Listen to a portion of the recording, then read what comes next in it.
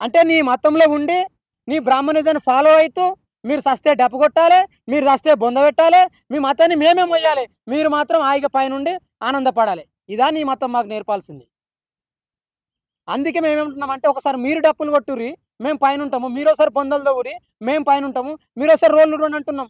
ఏం లేదు, బీజేపీ మన ధర్మశాస్త్రాన్ని బ్రహ్మాండంగా అమలు చేయడానికి బయలుదేరింది కాబట్టి మొన్న ఎస్సీ రిజర్వేషన్ వర్గీకరణ చేస్తున్నట్టు చూపెట్టిరు, కిందికని కాటు పెట్టిరు. ఈ దేశంలో శాస్త్రంగా ఒకరోజు హిట్లర్ కదా యూదులను చంపినట్టు మీరు అందరు దళితులను చంపేయండి, హాయిగా మీరే దేశాన్ని పరిపాలన చేసుకోండి, మేము ఈ దేశంలో ఉండం. ఈ పెద్ద పెద్ద తత్వవేత్తలు పుట్టిన ఈ దేశం అని మాట్లాడి మీరు కనీసం మా గురించి ఎందుకు మాట్లాడలే? ఇక్కడ నుంచి ఎక్కడెక్కడో పోయిరంట, ఇంగ్లాండ్ అన్ని దేశాలు పోయిరట, మరి మా గుడిసెలకి ఎందుకు రాలే? ఇప్పటికి కూడా సిగ్గు లేకుండా ఏదైనా పార్టీ అధ్యక్షుడు ఒక ఊరికి వచ్చి మా ఇండియాలకు వస్తే ఏం రాస్తారని పత్రిక సిగ్గులేని వాళ్ళు, దళితుల ఇంట్లో భోజనం. మేము మనుషులం కాదా? దళితుల ఇంట్లో బస్ చేసిన రాష్ట్ర అధ్యక్షులు మేము మనుషులం కాదా? ఎంత ఘోరము! ఒక దళితులు పోతేనట మత రిజర్వేషన్ రద్దు అవుతాయంట, అంటే అగ్రవర్ణంలో ఉన్న పేదలు, రెడ్లు, బ్రాహ్మణులు వాళ్ళు పోతే రిజర్వేషన్ పోవంట. ఇది ఎంత జోకు! మరి మీరు ఏమనుకుంటురు? అందుకే డాక్టర్ బాబాసాహెబ్ అంబేద్కర్ చెప్పిండు, అరే మా దళితులకు అందరూ ఒక దేశం ఇరు అని చెప్పిండు. మరి ఇప్పటికైనా మాకు దేశం ఇరి. మిత్రులారా, ఇందాక మన మిత్రులు చెప్తూ చాలా అంశాలు చాలా క్లుప్తంగా మాట్లాడడం జరిగింది. నేను ప్రధానంగా మీ ముందు, సమాజం ముందు కొన్ని ప్రశ్నలు వేయదలుచుకున్నా. ముందుగా భారతదేశ ప్రజలకు, తెలంగాణ ప్రజలకు, ప్రతి ఒక్కరికి పేరు పేరున చేతులెత్తి నమస్కరిస్తూ, ప్రధానంగా ఈ రిజర్వేషన్లను సుప్రీంకోర్టు ఏ విధంగా మాట్లాడిందో నేను మీ దృష్టికి తీసుకురావడం జరుగుతుంది. ఈ మధ్య ఏ కోర్టు తీర్పు చూసినా కూడా ఆ కోర్టు తీర్పులు ప్రజలకు అనుకూలంగా వచ్చిన తీర్పుల్లాగా నాకైతే ఎక్కడ కూడా కనబడలేదు, వినబడలేదు. ఆ తీర్పులు ఎవరికి అనుకూలంగా వస్తాయి? కేంద్రంలో ఏ ప్రభుత్వం అయితే అధికారంలో ఉందో ఆ ప్రభుత్వానికి అనుకూలంగానే తీర్పులు వస్తాయి. నాకు తెలిసి ఈ దేశంలో ఉన్న న్యాయస్థానాలన్నీ కూడా నరేంద్ర మోడీ జేబు సంస్థలక్కనే పనిచేసినాయి తప్ప ఈ దేశంలో ఉన్న ప్రజల పక్షాన న్యాయస్థానాలు మాట్లాడిన దాఖలాలు మాత్రం లేవు. ఉంటే ఈ తీర్పు వీళ్ళకు అనుకూలంగా రావాలనా, వాళ్ళకు అనుకూలంగా రావాలనా? ఎప్పుడైనా సుప్రీంకోర్టు కొలిజియంలో దళితులు ఉన్నారా? లేరు. ఇవన్నీ అంశాలు పక్క పెడదాం. ఈ దేశాన్ని దాదాపు 200 సంవత్సరాలు బ్రిటిషర్స్ పరిపాలన చేసిరు, 500 సంవత్సరాలు ముస్లింలు పరిపాలన చేసిరు, కొన్ని వేల సంవత్సరాలు హిందూ రాజులు పరిపాలన చేసిరు. మరి ఇన్ని వందల సంవత్సరాలు మీ బ్రాహ్మణ జాడలతో మీరే పనిచేసిరు కదా, మరి పని చేస్తే ఎందుకు ఈ దేశంలో ఉన్న కుల సమస్యను మీరు పరిష్కరించలే? ఎందుకు ఈ దేశంలో వేల సంవత్సరాల ఊరవుతున్న ఆ చివరి గుడిసె గురించి మీరు ఎందుకు మాట్లాడలే? చెప్పండి. మీరు ఏమంటారు? హిందూ మతంలో ఉన్న దళితులు క్రిస్టియన్ మతంలో పోతే రిజర్వేషన్ పోతాయంట. నేను ఒక్కటి అడగదలుచుకున్నా, అంటే మేము హిందూ మతంలో ఉంటాం, మేము ఉండనంటలేము, ఇదే మతం మేము ఉంటాం కదా. ఒక్కసారి మేము కింద ఉన్న వాళ్ళం పైకి వస్తాము, మీరు పైన వాళ్ళు కిందికి పోండి. మా వాళ్ళ లెక్క మోర్లు ఎత్తిపోయండి పొద్దున లేచి, మా వాళ్ళ లెక్క రోడ్లు తుడవండి పొద్దున్న లేచి. అంటే మీరు కిందనే ఉండాలి, మేము పైనే ఉండాలి. అంటే మీరు మా భుజాల మీద ఎక్కి మనం తొక్కనే ఉండాలి, మీరు మేము మోస్తూనే ఉండాలా? నీ మతము సంస్కరించుకుంటే, నీ మతం మంచిదైతే మిగతా మతాలకు మేము ఎందుకు పోతాం? చెప్పండి. కేవలం దళితులు వేరే మతంలో పోతేనే రిజర్వేషన్లు పోతాయంట. ఈడబ్ల్యూఎస్ పెట్టినావు, 10% రిజర్వేషన్లు ఇచ్చినావు, ఆడ వాళ్ళు వాళ్ళు వాళ్ళు పోతే రిజర్వేషన్లు పోదు. బీసీలు వాళ్ళకు 27% రిజర్వేషన్లు ఉన్నాయి, వాళ్ళు పోతే రిజర్వేషన్లు పోవు. మరి ఎందుకు అంటారని వాళ్ళు పోతే రిజర్వేషన్లు పోతాయి? అంటే నీ మతంలో ఉండి నీ బ్రాహ్మణిజాన్ని ఫాలో అవుతూ మీరు సస్తే డప్పు కొట్టాలి, మీరు సస్తే బొంద పెట్టాలి, మీ మతాన్ని మేమే మొయ్యాలి, మీరు మాత్రం హాయిగా పైనుండి ఆనందపడాలి. ఇదా నీ మతం మాకు నేర్పాల్సింది. అందుకే మేమేమంటున్నామంటే ఒకసారి మీరు డప్పులు కొట్టుర్రి, మేము పైన ఉంటాము, మీరోసారి బొందలు దవ్వురి, మేము పైన ఉంటాము, మీరోసారి రోళ్ళు రండి అంటున్నాం. చెప్పండి. మేము ఒకసారి పంతులం అవుతాం, గుళ్ళ పూజలు చేస్తాం, ఏమో నీకంటే అద్భుతంగా శ్లోకాలు చెప్తాం, మేము మీకంటే అద్భుతంగా మేము పాటలు పాడతాం. చెప్పండి. ఈ దేశాన్ని సంస్కరించడానికి వేల సంఘాలు పుట్టినాయి కదా, బ్రహ్మ సమాజం, ఆర్య సమాజం, ప్రార్థన సమాజం, అనేక మంత్రాలు వచ్చినాయి కదా. మరి ఏ సమాజము ఈ సమాజాన్ని ఎందుకు మార్చలే? ఈ అంటరాని సమాజాన్ని ఎందుకు మార్చలే? చెప్పండి. గొప్ప గొప్ప తత్వవేత్తలు పుట్టిరు కదా, మరి పుట్టిన తత్వవేత్తలు ఈ చివరలో ఉన్న వాడి గురించి ఎందుకు మాట్లాడలేదు? మీరు మాట్లాడితే మేము ఎందుకు ఈ మతం నుంచి వేరే మతం పోదుము? చెప్పండి. భూముల మీ దగ్గరనే ఉండే, ఫ్యాక్టరీలు మీ దగ్గరనే ఉండే, సంపద మీ దగ్గరనే ఉండే, సర్వం సుఖాలు మొత్తం మీ దగ్గర పెట్టుకొని ఏం లేదు ఊరవతలు మేము ఉండి మీకు భజన చేసుకుంటా మీకు సేవ చేసుకుంటా మేము బతకాలి. ఇదా మీ మతం మాకు నేర్పాల్సింది? మీరు ఒకవేళ ఈ మతాన్ని సంస్కరించుకోకుండా మీరు అందులో పోవద్దంటే ఎవడు ఆపడు. అది భారత రాజ్యాంగము 25వ ఆర్టికల్ చెప్తుంది. మీరు 1950 ఆర్డినెన్స్ తీసుకొచ్చారు కదా, మరి ఆర్డినెన్స్ మీద 2004లో రంగనాథన్ కమిటీ చెప్పింది కదా ఆర్డినెన్స్ రద్దు చేయాలి, దళితులు ఏ మతంలో పోయినా కూడా వాళ్ళని దళితులు లెక్కన చూస్తారు, వాళ్ళకు ప్రత్యేకమైన రిజర్వేషన్లు పెట్టాలని చెప్పి రంగనాథన్ కమిషన్ చెప్పింది. ఆ కమిటీ రిపోర్ట్ ఇచ్చింది. మరి ఎందుకు అమలు చేయలే? 1950 నుండి నేటి వరకు ఆ ఆర్డినెన్స్ అంటే ఎన్ని రోజులు ఉండాలండి? 6 నెలలు ఉండాలి. 60 సంవత్సరాలు పెడతారు ఆర్డినెన్స్? అంటే మీ స్వార్థాన్ని మీరు పొడిగించుకోలేదా ఆర్డినెన్స్? అంటే మీ ఆర్డినెన్స్ మా హక్కులను కాలు రాస్తే మేము ఊకోవాలనా? ఇదా మీరు మాకు చెప్పాల్సింది? నేను ఒకటే అడగదలుచుకున్నా, ఈ పార్టీలకు ఈ ప్రభుత్వాలకు మా మనుషుల మీద మా మీద మీకు ప్రేమ ఉందా? ప్రేమ లేదు. ప్రేమ ఉంటే మా ప్రజల గురించి మీరు ఎందుకు మాట్లాడతలేరు? కాంగ్రెస్ పార్టీ క్రిస్టియన్ గురించి మాట్లాడితే కాంగ్రెస్ పార్టీ 60 సంవత్సరాల నుంచి ఆర్డినెన్స్ ఎందుకు రద్దు చేయలే చెప్పండి? ఇక నిన్నదాకా మొన్న బీజేపీ పార్టీ వాళ్ళు మాట్లాడుతారు. వాళ్ళు 2022లో బాలకృష్ణ కమిషన్ వేసారు. ఆ కమిషన్ రిపోర్ట్ ఏం చెప్పింది? క్రిస్టియన్లకు దళితులు వచ్చినా కూడా వాళ్ళు దళితుల మీద దాడిలే జరుగుతుందని చెప్పింది. మరి దాన్ని ఎందుకు అమలు చేస్తలేరు? మీరు దాన్ని ఎందుకు పరిగణలోకి తీసుకుంటలేరు? ఏం లేదు, బీజేపీ మనధర్మ శాస్త్రాన్ని బ్రహ్మాండంగా అమలు చేయడానికి బయలుదేరింది కాబట్టి మొన్న ఎస్సీ రిజర్వేషన్ వర్గీకరణ చేస్తున్నట్టు చూపెట్టిరు, కిందికని కాటు పెట్టిరు. ఇదా? నేను అందుకే ప్రజలను అడగదలుచుకున్నా, ప్రభుత్వాలను అడగదలుచుకున్నా, మీరు ఒకవేళ చంపేసి మనం చంపేయండి. ఈ దేశంలో శాస్త్రంగా ఒకరోజు హిట్లర్ కదా యూదులను చంపినట్టు మీరు అందరు దళితులను చంపేయండి. హాయిగా మీరే దేశాన్ని పరిపాలన చేసుకోండి. మేము ఈ దేశంలో ఉండం. మేము మతం మారితే మతంలో చంపేస్తారు. చెప్పండి, 100 సంవత్సరాలు ఈ దేశానికి ఆర్ఎస్ఎస్ వచ్చి మొన్న బ్రహ్మాండంగా మీరు సెలబ్రేషన్ చేసుకురు కదా, ఉత్సవాలు జరుపుకురు కదా, ఏనాడన్నా ఆర్ఎస్ఎస్ ప్రముఖులు ఒక ప్రెస్ మీట్ పెట్టి ఒరే హిందూ మతంలో దళితులు కూడా ఒక భాగమే, దళితుల మీద మన దాడులు చేయొద్దు అని ఎందుకు మాట్లాడలే? ఇప్పుడు మాట్లాడిందా? మీకు అనుబంధంగా పనిచేసే ఏ ఒక్క సంఘం అన్న మాట్లాడిందా? ఆర్ఎస్ఎస్ వాళ్ళు క్రిస్టియన్ల మీద దాడి చేస్తారని చెప్తారు. ఏ క్రిస్టియన్ మీద దాడి చేసిరు? దళిత క్రిస్టియన్ల మీద దాడి చేస్తారు. మరి అగ్రవర్ణ చంద్ర క్రిస్టియన్ల మీద వాళ్ళు చర్చల మీద దాడి చేయరు. అంటే మేము ఏ మతం ఉన్నా, నేను దయచేసి చెప్తున్నాను, నేను మతాల గురించి మాట్లాడుతున్నాను, ఈ దేశంలో ఉన్న మనుషుల గురించి మాట్లాడుతున్నాను, మా వర్గాల ప్రజల గురించి మాట్లాడుతున్నాను. మేము ఏ మతంలో పోయినా మా మీద దాడే, మమ్మల్ని చంపడమే మీ యొక్క ప్రధాన లక్ష్యం తప్ప మా వర్గాల గురించి మాట్లాడే దాఖలాలు లేవు. మీ కోర్టు ఏకపక్షంగా ఎట్లా చెప్తుంది చెప్పండి? ఇగో ఇదే భారతదేశంలో దళితుల పరిస్థితి. ఏ మతంలో పోయినా మనం చంపడే పెట్టిరు తప్ప మా సమాజం గురించి మా ప్రజల గురించి మీరు మాట్లాడలే. అందుకే ఏ పార్టీ అయినా అగ్రవర్ణ పార్టీ. ఈ దేశంలో మన పార్టీలు లేవు. అందుకే మా వాళ్ళు గొర్రెలు లెక్క పిలిస్తే గొర్రెలు లెక్క పోతాయి. రాగానే గొర్రెలు, హిందూ మతంలో గొర్రెలే, క్రిస్టియన్ మతంలో గొర్రెలే. మేము 7 గొర్రెలే. గొర్రెగా కషాయాన్ని నమ్మినట్టు మేము క్రిస్టియన్ మతంలో ఉంటే పాస్టర్లను నమ్మాలి, హిందూ మతంలో ఉంటే పూజారులను నమ్మాలి. చెప్పండి. అందుకే మా వర్గ ప్రజలు మనం అంబేద్కర్ నమ్మాలని చెప్తున్నాం, డాక్టర్ బాబాసాహెబ్ అంబేద్కర్ సిద్ధాంతం చదవాలని చెప్తున్నాం. ఏ మతం నమ్మితే ఏముంది? ఏ మతం అయినా మన మీద ఎక్కి తొక్కితే పాతాళం ఓడు తప్ప మన సమస్యలను పరిష్కరించడంలో ప్రభుత్వాలు ఈ మతాలు లేవు. ఈ పెద్ద పెద్ద తత్వవేత్తలు పుట్టిన ఈ దేశం అని మాట్లాడి మీరు కనీసం మా గురించి ఎందుకు మాట్లాడలే? ఇక్కడ నుంచి ఎక్కడెక్కడో పోయిరంట, ఇంగ్లాండ్ అన్ని దేశాలు పోయిరట, మరి మా గుడిసెలకి ఎందుకు రాలే? ఇప్పటికి కూడా సిగ్గు లేకుండా ఏదైనా పార్టీ అధ్యక్షుడు ఒక ఊరికి వచ్చి మా ఇండియాలకు వస్తే ఏం రాస్తారని పత్రిక సిగ్గులేని వాళ్ళు, దళితుల ఇంట్లో భోజనం. మేము మనుషులం కాదా? దళితుల ఇంట్లో బస్ చేసిన రాష్ట్ర అధ్యక్షులు మేము మనుషులం కాదా? 78 సంవత్సరాల దేశ చరిత్రలు కూడా దళితుల ఇంట్లో భోజనం చేసిన రాష్ట్ర అధ్యక్షులు. ఏమండి వాళ్ళ అగ్రవర్ణాలు పుడితే వాళ్ళకి నెత్తులమన్నా కత్తులు పుట్టినాయా, లేకపోతే కొమ్ములు పుట్టినాయా, లేకపోతే వాళ్ళు మాకంటే జ్ఞానం గురా? మా ఇంట్లో భోజనానికి వస్తానంటే దళితుల ఇంట్లో భోజనం చేసిరంట. మరి రాయండి, దళితుల ఓటుతో గెలిచిన ప్రధానమంత్రిని మరి రాయరు, దళితుల ఓటుతో గెలిచిన ముఖ్యమంత్రి మరి రాయరు.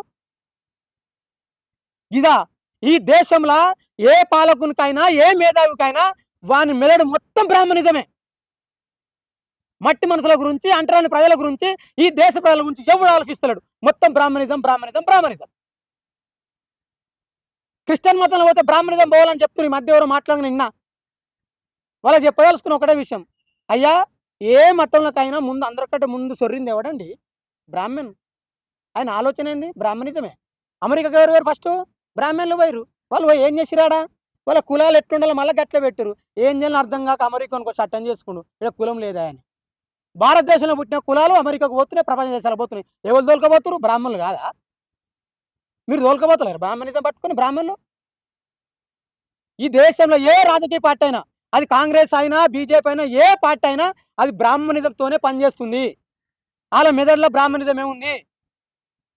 కాబట్టి మా ప్రజలందరూ చెప్పదలుచుకున్నాము, ఏ మతం అయినా ఎవరైనా మనని ధ్వంసానికే వాళ్ళు పూనుకుర్రు, మన మీద దాడులకే వాళ్ళు పూనుకురు తప్ప మన మీద ప్రేమతో లేరు. మేము క్రిస్టియన్ మతంలో చేరంగానే మా మా ఊర్లో ఉన్న మా మాదిగ ఆయనకు రెడ్డి బిడ్డని వేయలే, రెడ్డి కృష్ణ బిడ్డని వేయలే. మళ్ళీ మాదిగోని కృష్ణ బిడ్డనే వేసుకుండు, మాలోని కృష్ణ బిడ్డనే వేసుకుండు. మరొక రెడ్డి బిడ్డని ఎందుకు ఇయ్యరు? ఇయ్యరు. అది మతమే. ఈ ఈ విషయం సుప్రీంకోర్టు తెలియదా? చెప్పండి. మీరు జడ్జిలు, మీకు అన్ని విషయాలు పరిగణలోకి తీసుకోలే కదా? ఎంత ఘోరము! ఒక దళితులు పోతేనట మతం మత రిజర్వేషన్ రద్దు అవుతాయంట. అంటే అగ్రవర్ణంలో ఉన్న పేదలు, రెడ్లు, బ్రాహ్మణులు వాళ్ళు పోతే రిజర్వేషన్ బాగుంటా. ఇది ఎంత జోకు! మరి మీరు ఏమనుకుంటురు? అందుకే డాక్టర్ బాబాసాహెబ్ అంబేద్కర్ చెప్పిండు, అరే మా దళితులకు అందరూ ఒక దేశం ఇరు అని చెప్పిండు. మరి ఇప్పటికైనా మాకు దేశం ఇరి, మా దేశంలో మేము బతాం. వేల సంవత్సరాల హింస, ఇంత టెక్నాలజీ యుగంలో కూడా ఇది ఎంత ఘోరం! మా వారు ఎవరన్నా అప్పర్ కమ్యూనిటీ అమ్మాయిని ప్రేమిస్తే చంపేస్తారంట. ప్రపంచ దేశాలలో ప్రేమించుకున్న వాళ్ళు చచ్చిపోతారా? నోరు లేని జీవాలు కూడా తమ ఇష్టపూర్వకంగా కలిసి ఒక ఇంకో జీవిని చంపుకోదు. ఇది ఎక్కడి మతం అండి? ప్రేమిస్తే మనసులను చంపేస్తారు. ఇది మతమేనా? ఇట్లా మాట్లాడితే శ్రీకాంత్ మతాన్ని వ్యతిరేకంగా మాట్లాడి, మేమే మతంలో పుట్టాం, ఈ మతంలో కాదా? మతాన్ని మీరు సంస్కరించుకోకుండా మీరు ఇట్లే ఉండండి, మేము అట్లే దొక్కుతామంటే ఎవడు వాడు? మా తాతలు పడ్డరు కావచ్చు, మా తండ్రులు పడ్డరు కావచ్చు, వాళ్ళ పూర్వీకులు పడ్డరు కావచ్చు. మేము ఇప్పుడు అంబేద్కర్ వారసులం, మేము పడం. మేము ఖచ్చితంగా పడం. దాన్ని ఖచ్చితంగా మేము రిట్రీట్ చేయాల్సిందే, పోరాటం చేస్తాం. ఖచ్చితంగా సుప్రీంకోర్టు ఈ నిర్ణయాన్ని పునఃసమీక్షించాలి. లేకపోతే పెద్ద ఎత్తున ప్రజలు ఆందోళనలు కూడా సిద్ధపడతారు. ఉస్మాన్ యూనివర్సిటీ తరఫున మేము దానికి ముందు వరుసలో ఉంటాం.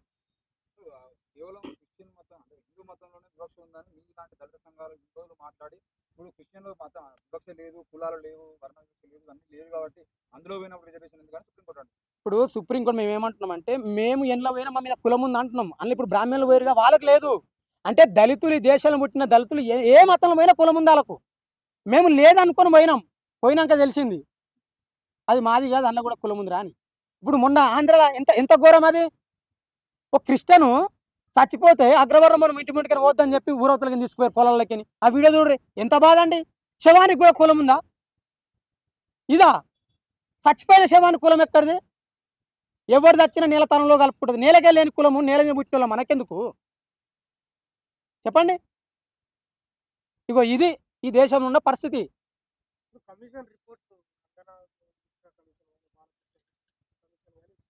అవును. అదే మేము ఏమంటున్నామంటే, ఇప్పుడు వాళ్ళ యొక్క బీజేపీ పార్టీ, ఆర్ఎస్ యొక్క ప్రధాన లక్ష్యం ఏంది? ఈ దేశంలో మన ధర్మశాస్త్రం అమలు చేయాలి, రాజ్యాంగాన్ని ఎత్తివేయాలి. వాళ్ళు ఎందుకు అమలు చేస్తారు? ఏదైనా ఇష్యూ జరగంగానే ప్రభుత్వం ఏమని చెప్తుందంటే, ఆగుండవే, మేము మీద కమిషన్ ఎత్తున్నాం, ఈ కమిషన్ మొత్తం తిరిగి దేశవ్యాప్తంగా రిపోర్ట్ రాసుకొస్తుంది, తర్వాత ప్లాన్ చేద్దామని అని చెప్తారు. దేశవ్యాప్తంగా రిపోర్ట్ రాసుకొచ్చిన కమిషన్ తాళం చెప్తారు, కమిషన్ తీసి చెత్తబుట్టలో ఇస్తారు. మరి కమిషన్ అమలు చేయాలి కదా? కమిషన్ ఏమని చెప్పింది? 2004 నుంచి 2007 వరకు రిపోర్ట్ చేసిన కమిషను, దేశవ్యాప్తం తిరిగిన కమిషన్ ఏమని చెప్పింది? దళితులు ఎండ్లకు పోయినా మతం మారతలేదు, కులం మారతలేదు. కాబట్టి ఆ రిజర్వేషన్లు వాళ్ళకు ఉండాలి. అవసరం అనుకుంటే ఇంకా ప్రత్యేకమైన రిజర్వేషన్లు ఇవ్వాలని చెప్పింది. ఏం చెప్పలే. ఈ కాంగ్రెస్ ప్రభుత్వం వేసిన కమిషన్ చెప్పింది. చదవండి, మీరు కొట్టండి. మరి ఎందుకు పోతలేదు? పోవాలి కదా, పోదు.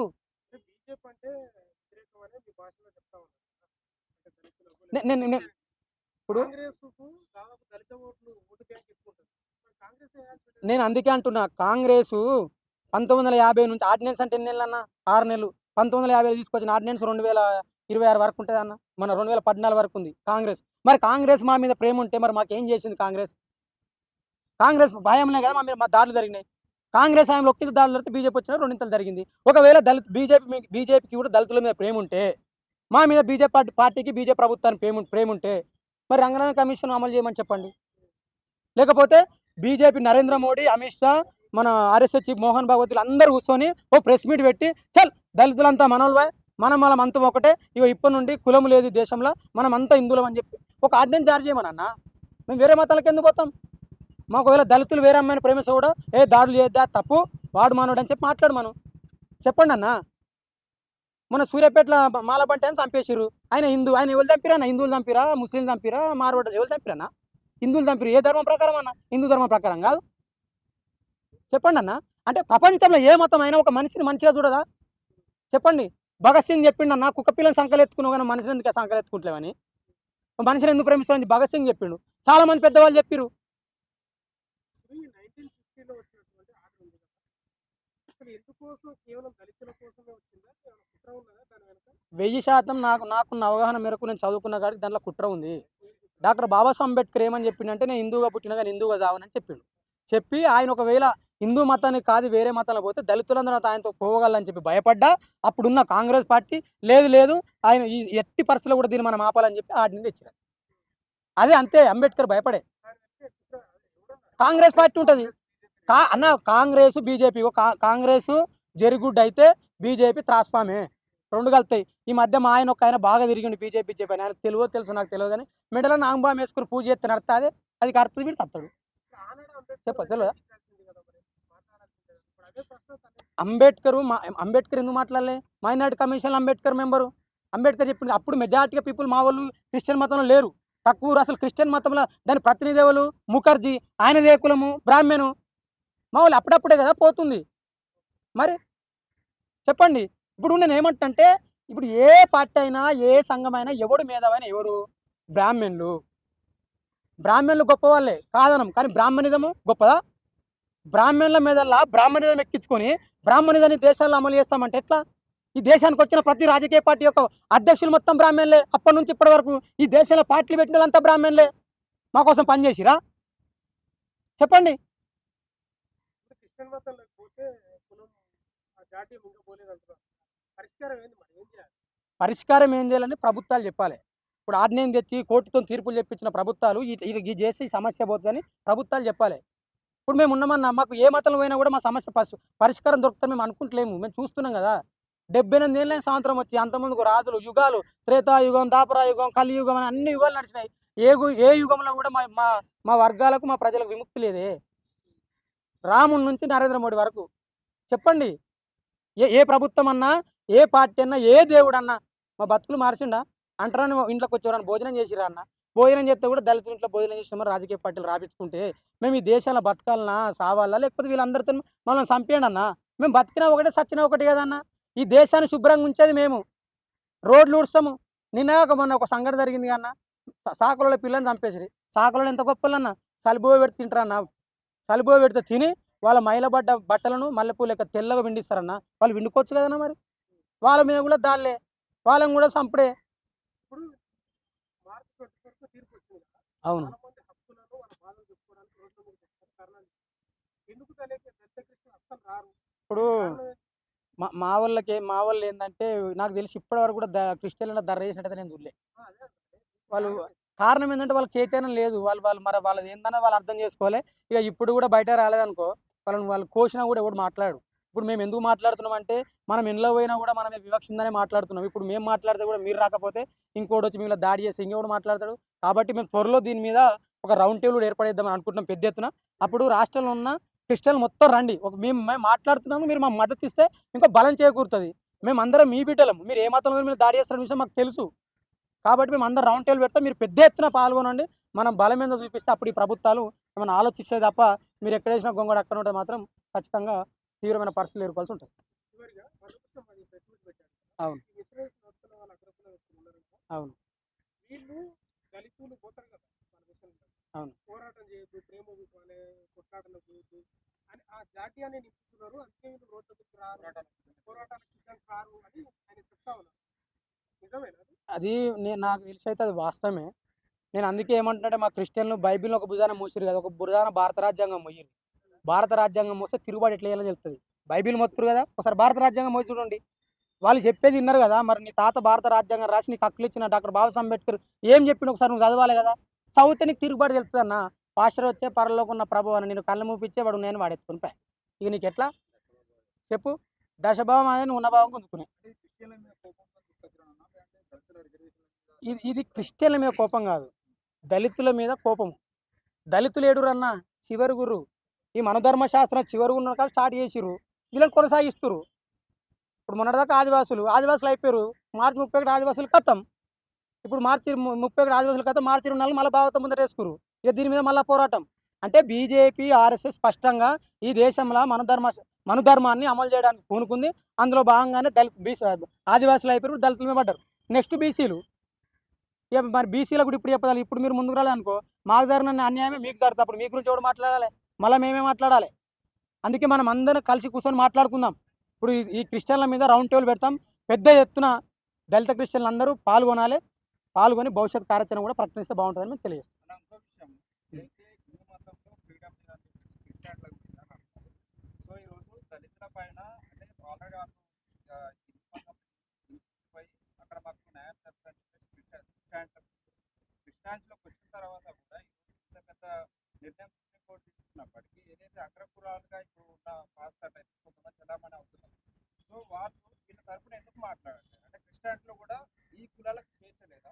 అయితే నువ్వు మంచి క్వశ్చన్ అడిగినావు. విషయం ఏంటంటే అసలు ఈ దేశంలో ఏ మతం వచ్చినా ఫస్ట్ ఎవరు పోయారు? బ్రాహ్మణులే పోయారు. అది ముస్లిం మతం కావచ్చు, క్రిస్టియన్ మతం కావచ్చు, ఇంకా వేరే మతం ఏదైనా కావచ్చు. మీరు ఎప్పుడైనా ఆలోచన చేసిరా? ఊర్లల్లో తుర్కోళ్ళు ఉంటారు. తుర్కోళ్ళు అంటే ఈ షేకులు, సయ్యదులు, లోడీలు కాదు, దూదేకులు, పక్కిరోళ్ళు. వీళ్ళు ఏం చేస్తారు తెలుసా? మన కింద వర్గాలు మాలమాది వాళ్ళని వరుసలు పెట్టి పిలుస్తారు. మరి అదే షేకులు, సయ్యదులు పిలవరు. అంటే వాళ్ళు ఎవరు? వాళ్ళు మా వాళ్ళు. అప్పర్ కమ్యూనిటీ ఎవరు వచ్చినా కూడా తొందర బ్రిటిషర్స్ వస్తే వాళ్ళ వీళ్ళే కలుసుకురు. ఏ మతం వచ్చినా వీళ్ళు కలుసుకురు. కాబట్టి వీళ్ళకి ఏముంటుందంటే మత ప్రవక్తలుగా వాళ్ళు ఉండి మళ్ళీ అందులో అదే మతం కులాలనే ఇంప్లిమెంట్ చేస్తారు తప్ప వాళ్ళు ఏది చేయరు. అదన్నమాట. ఏ మతంలోకి పోయినా కూడా మాది చివరనే, అంతే, ముందులేం మేము. ఒక విషయం ఏంటంటే మందకృష్ణ మాదిగా మేము కృష్ణుడు మాకు బావ అవుతాడు ఇంకా పలు సందర్భాలలో కొందరు దేవుల ప్రస్తావన తీసుకొచ్చి మీరెందుకుంటారు పూజారులుగా మేము కూడా ఉంటాం అంటారు. ఇక నేను ఒకవేళ మరి మేము ఉండడానికి సిద్ధంగా నేను ఉన్నారా? నేను ఏమంటే డాక్టర్ బాబాసాహెబ్ అంబేద్కర్ ఒక మాట చెప్పిండు. పురాణాల మీద నాకు నమ్మకం లేదని చెప్పిండు. నాకు ఆ పురాణాలు తెలియదు. ఆయన బావేందో బామ్మర్దేందో వాళ్ళకి తెలుసు, అంటే నాకైతే తెలియదు. దళితులుగా పూజారులు పూజారులుగా ఉంటారు. ఉంటారా? అవి ఉంటారు. ఎందుకు ఇప్పుడు ఎందుకు మాలదాసర్లు మా వాళ్ళు పూజారులు ఉంటారు లేరా? మన గొల్లోళ్ళు ఉంటారు ఒక్కొక్క వాళ్ళు పూజారులే. తమిళనాడులో మన వాళ్ళు పూజారులు ఎందుకుంటారు? పూజారు అంటే పెద్ద నేను ఏమంటున్నా అంటే వాళ్ళు ఒకసారి వచ్చి ఇంత పొట్టేసుకొని, ఇంత జుట్టేసుకొని, ఇట్లా జంజం వేసుకొని ఎండలు ఉంటారు. వాళ్ళు ఒకసారి వచ్చి నాగలు కట్టమని బురదల చెప్పు. దేశవ్యాప్తంగా ఉద్యోగ నోటిఫికేషన్ ఇచ్చినట్టు తమిళనాడు ఇచ్చారు కదా, ఉద్యోగ నోటిఫికేషన్ ఇచ్చి వీడికి మన దేశవ్యాప్తంగా. అంటే ఒక సంపద అనేది ఒకటే వర్గం ఎన్ని సంవత్సరాలు తింటుంది చెప్పు? వాళ్ళ పుట్టుకతోనే వాళ్ళనమాట ఆగర్భ సీమంతులాట మేము అంటారు అన్నమాట. ఇది ఎక్కడ అన్యాయం? ఎవడైనా వాళ్ళ తల్లికి అక్కడ నుండే కదా పుట్టాల్సింది. మరి తప్పు కదా ఇదంతా. ఇది మేము చెప్పదలుచుకున్నాం. థ్యాంక్ యూ అని అందరికి. జేబీ.